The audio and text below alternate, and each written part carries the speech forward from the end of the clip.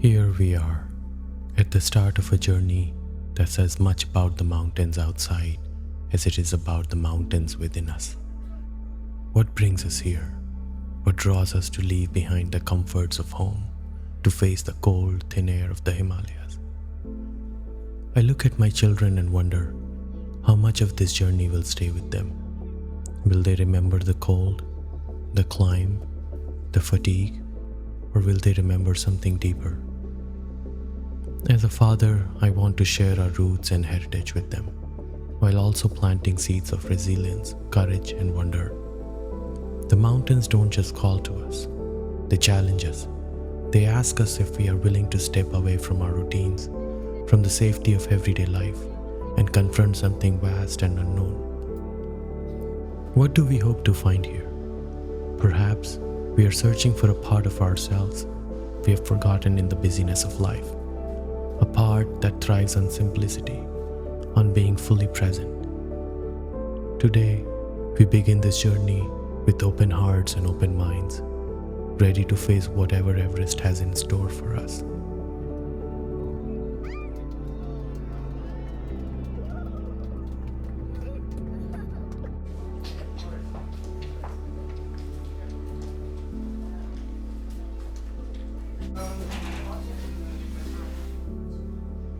The air is crisp, filled with the scent of pine and earth, and the mountains loom around us like silent giants. They seem to be watching, almost as if they are waiting to see if we are truly ready to enter their realm. What is it about these towering peaks that draws us to them, that calls us to leave behind the comforts of home and venture into the unknown? The journey begins with a descent, a strange start for a long climb ahead.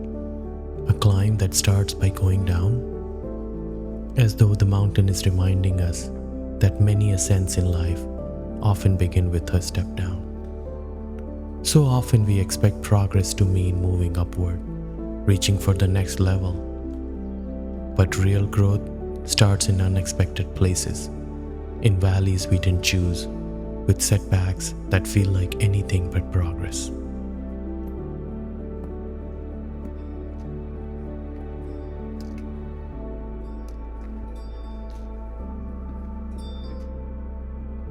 I watch my children ahead of me, their laughter echoing through the crisp air. They don't notice the weight of the moment, the meaning in every step. Their joy is infectious, reminding me of the simple pleasures of being present, of experiencing the world with fresh eyes. Will they one day look back and see the deeper meaning in this journey? Will I? We pass small streams rushing with quiet purpose, their waters carving a path through the rugged terrain. Flowers are just beginning to bloom, their vibrant hues promising a spectacular display of color in the days to come. Everything feels pristine here, untouched by the haste and worries of the world we left behind. Prayer flags flutter in the wind, their colors bright against the muted greens and grays. Each movement of the breeze carries prayers of compassion, strength, and wisdom out in the world. I pause, watching them, and wonder, what prayers am I carrying today? For my family? For myself?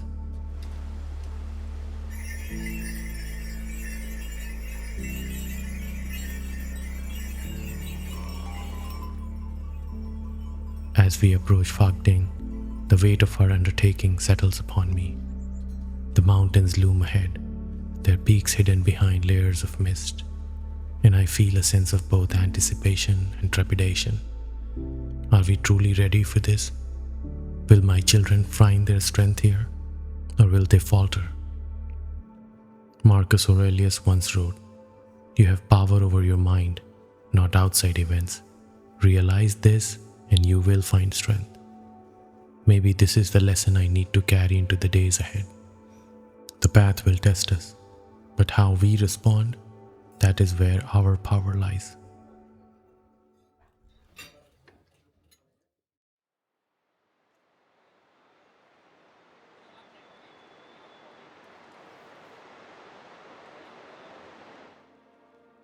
Today's trail is marked by bridges, a metaphor for life itself. These precarious crossings, these moments of uncertainty, where we must step out with a mix of fear and faith, trusting that we will reach the other side.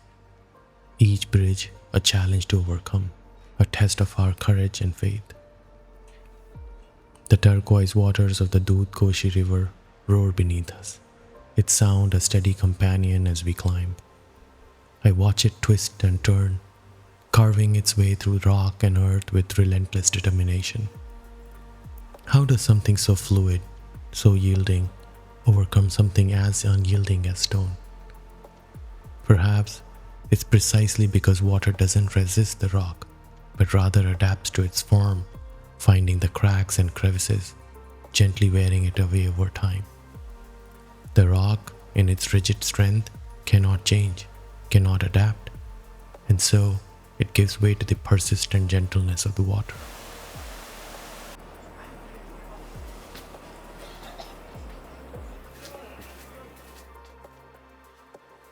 The trail steepens after the bridge, the air growing thinner with each upward step. What am I teaching them by bringing them here? To face their fears? To embrace the unknown? To trust that even in the face of uncertainty, there is a path forward? We struggle, our steps slowing.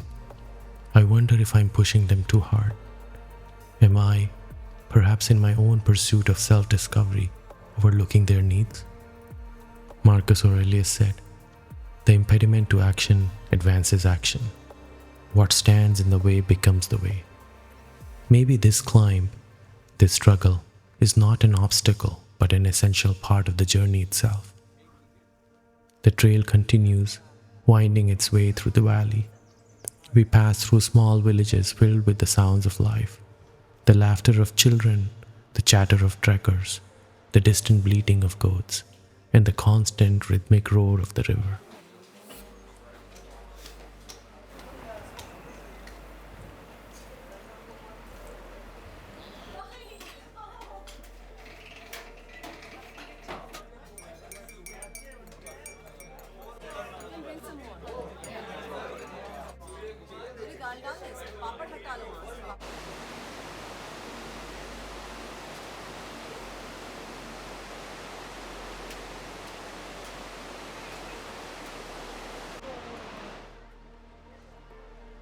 And then we face it, the Hillary Bridge, a formidable structure that spans a deep gorge. This one is different, higher, longer, more precarious. I see the fear in their eyes, but also a spark of determination. This is a test, not just of their physical courage, but of their trust in themselves.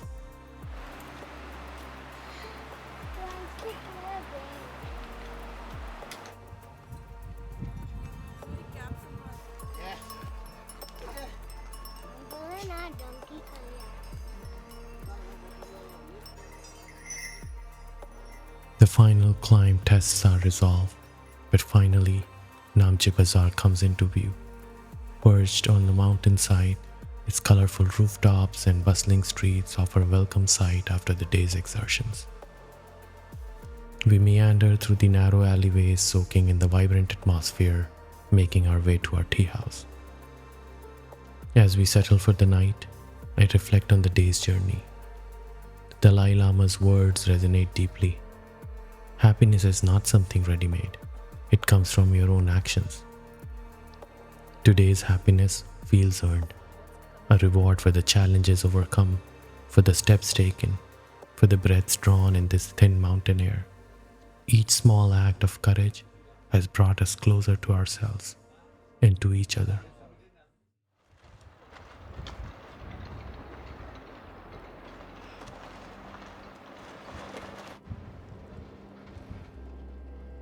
Today is a day to pause, to let our bodies adjust to the altitude. But this pause isn't about rest, it's about preparing for what lies ahead. We climb to the Tenzing Norgay Heritage Center, a place filled with stories of resilience and courage. Acclimatization, what a powerful metaphor for life. We all have moments where we need to stop, to let ourselves catch up to the changes around us. How often do we rush through life, chasing external goals and achievements, not taking the time to adjust, to breathe, to simply be? The mountains, in their stillness and grandeur, invite us to slow down, to turn our gaze inwards, to connect with the depths of our own being.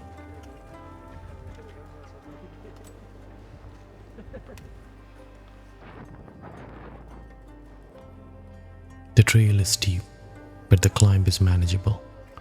Our pace slow and deliberate. With each step, we are rewarded with breathtaking views of the surrounding peaks. The Himalayas stretch out endlessly, their snow-capped summits piercing the clouds. It feels like standing on the edge of the world, gazing into the infinite.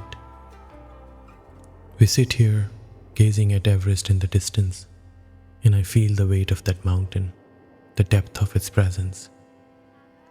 The Bhagavad Gita speaks of performing one's duty with detachment.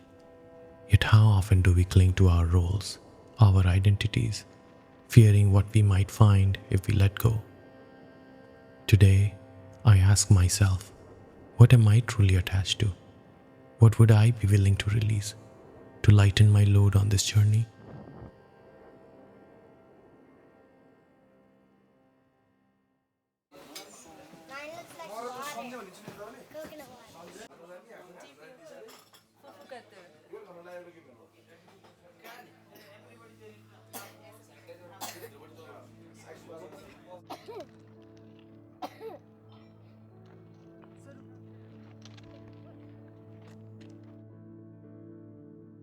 The path out of Namche Bazaar begins gently, winding through the vibrant streets and colorful houses of the village.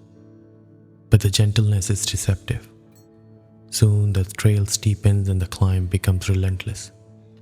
The air grows thinner with every upward step, and the landscape begins to change. The lush greenery gives way to more rugged terrain, the trees thinning out as we ascend higher. The Himalayas, however, become more prominent, their snow-capped peaks dominating the horizon. I feel a sense of awe and humility as I gaze upon these majestic giants, their presence both inspiring and intimidating. The children, undeterred by the challenging ascent, move with a spirited energy that is both infectious and inspiring. I watch them closely, noticing how they navigate the rocky paths with a blend of caution and curiosity. This journey is not just a physical challenge for them, it's a profound learning experience. Are they discovering their own inner strength, their capacity for resilience in the face of adversity? Are they developing a deeper appreciation for the natural world, for the power and beauty of the mountains? Life is full of struggles, but perhaps it's these very challenges that bring out our best selves. How can we teach our children to see hardship not as an enemy, but as a teacher? How can we, ourselves, embrace the difficulties in life with grace and resilience? Despite the ruggedness of the landscape, signs of life persist.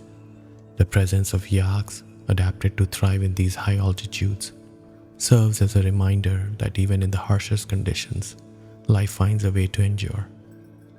Their thick coats and steady gait symbolize their ability to navigate and flourish amidst adversity. Can we, like the yaks, find the strength to carry our burdens and continue forward, embracing the journey with resilience and grace? The Dalai Lama says, "Judge your success by what you had to give up in order to achieve it." What am I giving up on this climb? Comfort? Certainly. But perhaps also the illusion of control, the attachment to the familiar rhythms of life back home. In their place, a new rhythm emerges. The steady beat of my heart, the rhythm of my breath syncing with the rhythm of the mountain. And within that rhythm, a sense of surrender, of acceptance, of being exactly where I'm meant to be. The climb to Tengboche is a test of endurance, but the monastery at the top offers a welcome respite. Its red and gold walls stand out against the grey mountains, a beacon of peace and spirituality. We enter the monastery grounds, feeling a sense of serenity wash over us. The monks greet us with warm smiles and offer us a blessing, a gesture of kindness and protection for the journey ahead. As the day fades, doubt lingers in my mind. Are we strong enough to continue on this journey forward? The Gita speaks of a mind that is unwavering, like the flame of a lamp in a windless place. Can I find that kind of stillness within myself? The night grows colder, yet a quiet warmth rises within, a gratitude for the mountains, for the path, and for this fleeting, profound moment.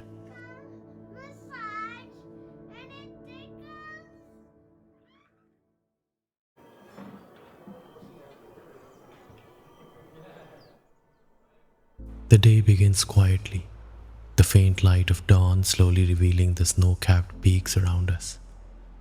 The air is sharp and cold, each breath a reminder of how far we have come.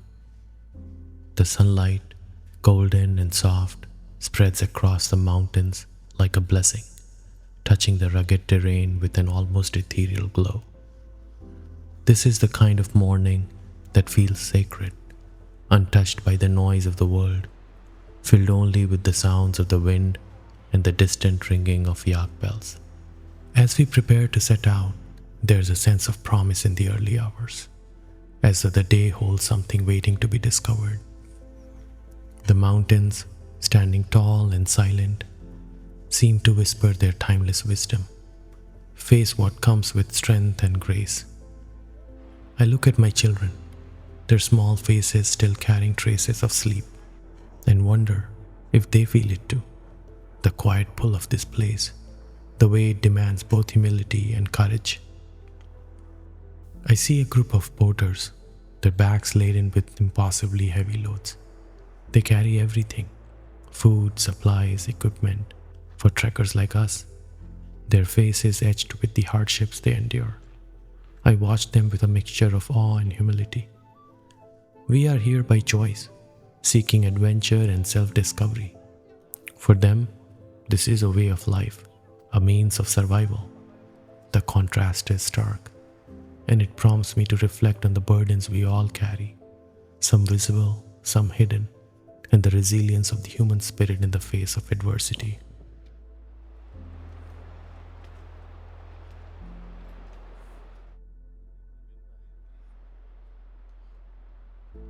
What are you getting for lunch? A veg Nepali set. Mountain goats, breaks, and downhill. The landscape undergoes a dramatic transformation as we march ahead. The trees, already sparse, disappear altogether, replaced by barren fields and scattered rocks. The air is noticeably colder, the wind carrying a sharp bite that chills us to the bone. Every step requires more effort, the altitude taking its toll on our bodies and minds. The kids are quiet, their energy subdued by the harsh conditions. My heart wants to ease their struggle, to lighten their load, but I know these challenges are shaping their strength in ways only they can discover.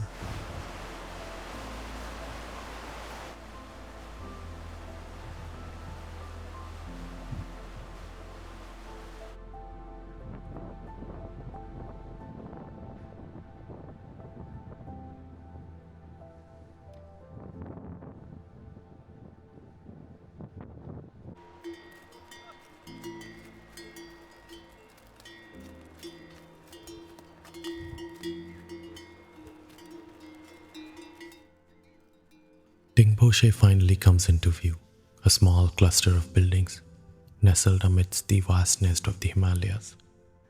It feels like an oasis, a haven of warmth and comfort in this harsh landscape.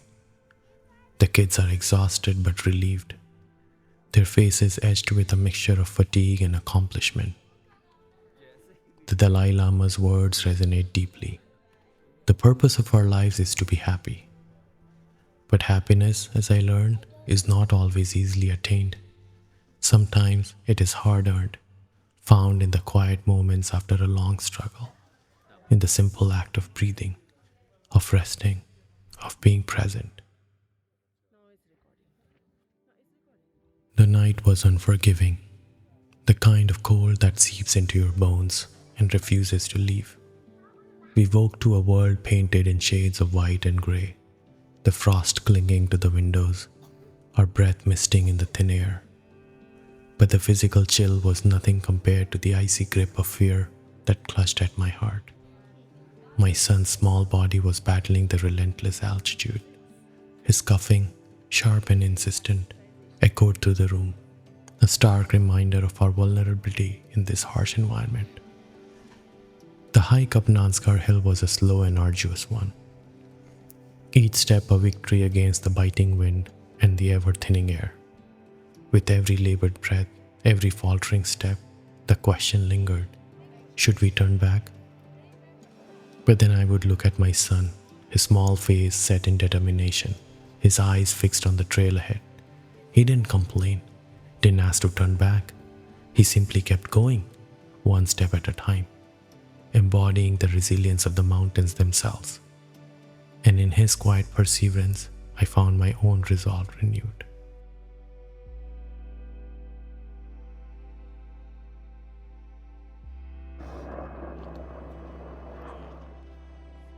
Reaching the top of the hill was a triumph, not just a physical accomplishment, but a victory of the spirit.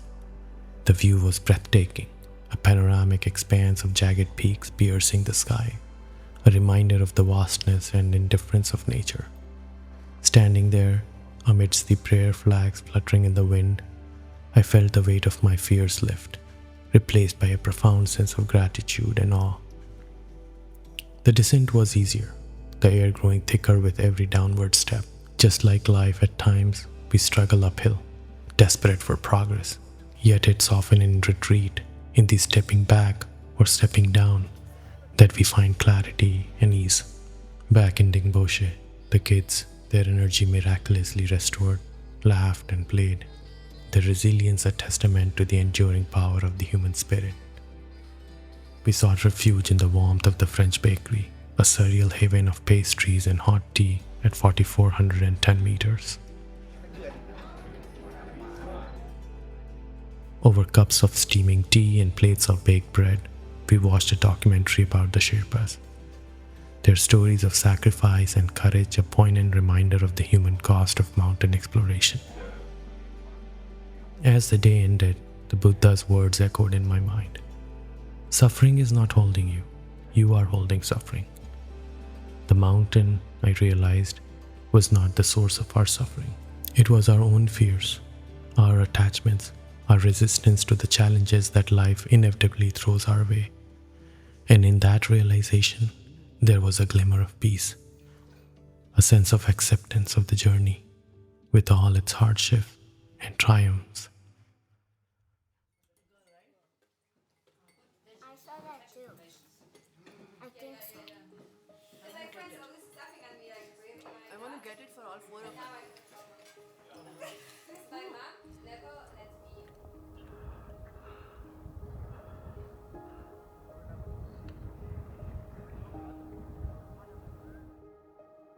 We departed Dingboche under a sky still heavy with the remnants of night, the air biting with an intensity that seemed to pierce through even the warmest layers. The landscape, already stark, had transformed into an almost lunar expanse, a world of rock and ice, devoid of the comforting presence of vegetation. The path, a relentless upward climb, wounds its way through this desolate beauty, each step a testament to our determination, our unwavering commitment to the journey. The kids, their initial exuberance tempered by the accumulated fatigue and the harsh conditions, moved with a quiet determination.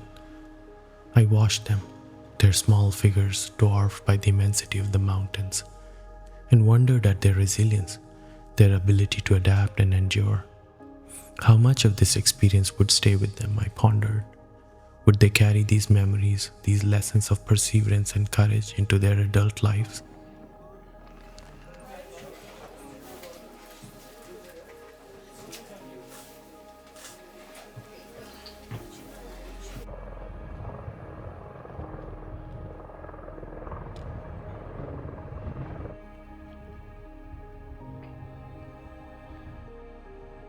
The trail led us past memorials, stone cairns erected in memory of those who had ventured into these mountains and never returned.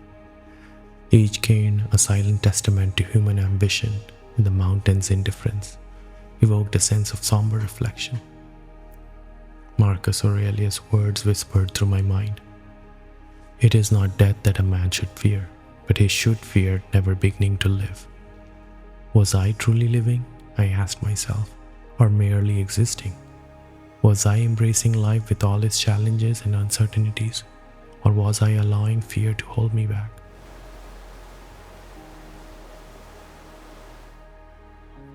We arrived at Lobuche, our final destination for the day. We gathered in the dining area of our lodge. The warmth of human companionship offered a welcome respite. Stories were shared, laughter echoed, and the bonds of camaraderie forged on the trail were strengthened in the shared experience of vulnerability and resilience. As the stars emerged in the darkening sky, I reflected on the day's journey. The Gita's teachings offered guidance. Perform all work carefully, guided by compassion. This trek, this physical and emotional endeavor, was indeed an act of love.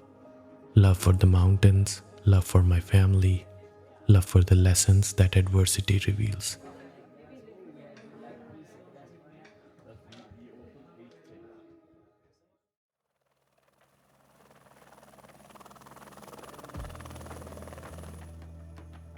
The morning dawned on us with a sacred stillness.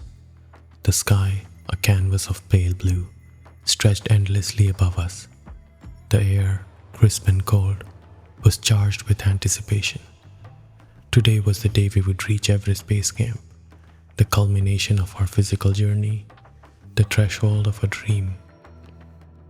The kids, their eyes bright with excitement, moved with a renewed energy, their steps lighter, their voices filled with anticipation.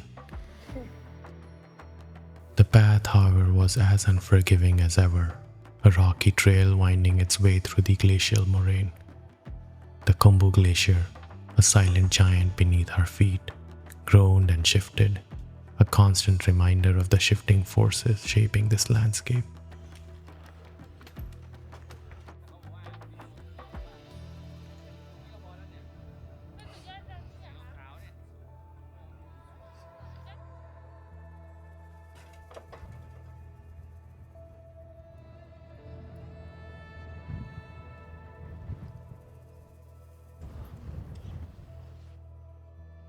Base camp appeared suddenly, a cluster of colorful tents and prayer flags against the backdrop of Khumbu icefall. I watched my children as they took in the scene, their faces a mixture of awe and wonder. What would they remember of this moment, I wondered? The cold, the fatigue, the sheer scale of the mountain surrounding them? Or would they, in the years to come, grasp the deeper significance of this journey, the lessons of resilience, perseverance, and the interconnectedness of all things? The Gita's wisdom resonated in my mind. On this path, no effort is ever wasted, no gain is ever reversed. We had not come to the mountains to conquer, but to be humbled, to learn from their wisdom, to connect with something larger than ourselves. And in that surrender of ego, in that acknowledgement of our place in the vast sea of life, we had found a fulfillment that transcended any notion of achievement.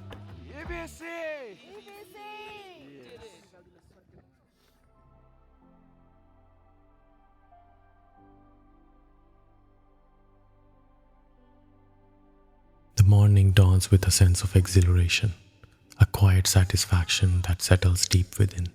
We did it. We reached Everest Base Camp. The journey that began with anticipation and a hint of trepidation has reached its summit. But instead of the triumphant fanfare I might have expected, there's a peaceful stillness, a sense of completion that transcends any outward celebration. The helicopter came. Excited about the helicopter ride.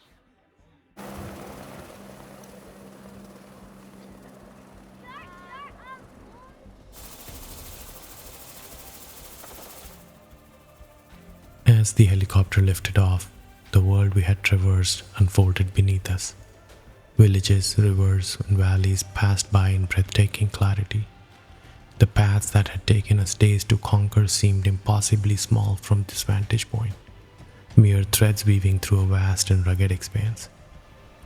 It was humbling to see our journey condense into minutes, the magnitude of the Himalayas even greater from above. We return home not just from a place, but from an experience that has reshaped us. The mountains don't leave you as they found you. They strip away the unnecessary, revealing something truer, something deeper. Life feels different now. The noise of the world seems louder, but so does the quiet strength within me. The Gita says, "Better indeed is knowledge than mechanical practice. Better than knowledge is meditation. But better still is surrender of attachment to results, because there follows immediate peace." I look at my family and think about everything we have faced together. This journey wasn't just about reaching base camp. It was about finding strength in each other, about understanding the beauty of shared struggle. As we approached Lukla, the helicopter descended and the vibrant village came into view. Reaching the village where our trek had begun felt both familiar and strange. Familiar in the sense of returning to a known place, yet strange in the knowledge that we had been forever changed by this journey. The mountains, once distant and unknown, now held a place within us, their lessons etched into our hearts and minds. The mountains will call us again, I'm sure of it. And when they do, we will return, not to conquer, but to learn, to grow, to be humbled once more.